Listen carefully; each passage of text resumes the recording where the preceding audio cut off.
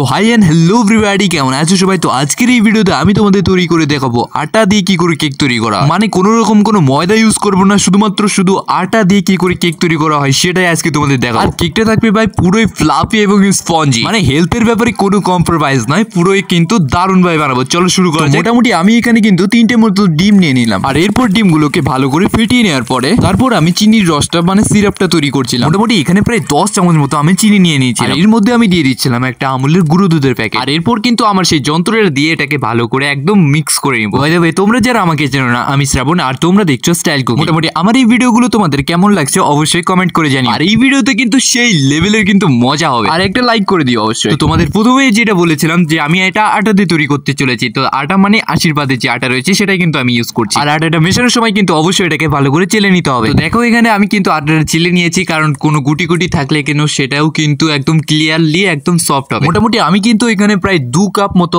আটা ইউজ করি। 2 কাপ মানে এই নয় যে তুমি 2 কাপ একবারে দিয়ে একদম মিশিয়ে দিবে, তাহলে কিন্তু সেটা কেক নয়, অন্য কিছু হয়ে যেতে পারে। তাই অল্প অল্প করে কিন্তু ব্যাটারটার মধ্যে ময়দাটা মানে আটাটা মেশাতে হবে। আর এরপর এর মধ্যে আগে থেকে দুধ আর যে চিনিটা আমি গুলে রেখেছিলাম সেটা কিন্তু এর মধ্যে দিয়ে দিই। আর এরপর এর মধ্যে যেটা দিব সেটা হচ্ছে ঘি। তোমাদের কাছে যদি ঘি না থাকে তাহলে কিন্তু তোমরা তেল ইউজ করতে পারো, আর যদি পারো তাহলে এর মধ্যে একটা ইনো মিশিয়ে দিতে পারো। আর এর সাথে কিন্তু পরিমাণ মতো আমি এখানে একটু সোডা দিয়ে দিচ্ছি, খাবার সোডা যেটা বলে। মেন এই দুটো জিনিস কিন্তু লাস্টে তোমাকে দিতেই হবে, তাহলে কিন্তু কেক কিন্তু আর কেক থাকবে। আর যতটা পারো ব্যাটারটাকে একটু ঠিক রাখার চেষ্টা করো। মোটামুটি ব্যাটার কিন্তু আমাদের পুরোটাই রেডি হয়ে গেছে। আর এবার কিন্তু এটাকে অন্য একটা পাত্রে অয়েল থাকলে অয়েল দিয়ে এটাকে চারদিকে দিয়ে, বাটার পেপার থাকলে দিয়ে এটাকে এর মধ্যে সার্ভ করে দিবে। লাস্টে কিন্তু এটার মেন কাজ হচ্ছে এটাকে কুক করা, যেটাই কিন্তু মেন কাজ। আর এটার জন্য আমি এখানে নিয়ে নিচ্ছি প্রেসার কুকার। প্রেসার কুকারের মধ্যে কিন্তু একটু জল দিয়ে মানে বাটিটাকে কিন্তু একটু উপরে রাখতে হবে। আর এরপর লো ফ্লেমে প্রায় 30 থেকে 40 মিনিট মতো প্রেসার কুকারের সিটির মুখটাকে খুলে রাখতে হবে। আর বাড়িতে এসে দেখি ভাই কেকটা অর্ধেক পাই কেটে খেয়ে নিয়েছে আর ফ্যামিলির লোকজন। আর এটা আমি অর্ধেকটা কেটে তোমাদের দেখাচ্ছি কেমন রয়েছে। জাস্ট দেখো কতটা ফ্লাফি এবং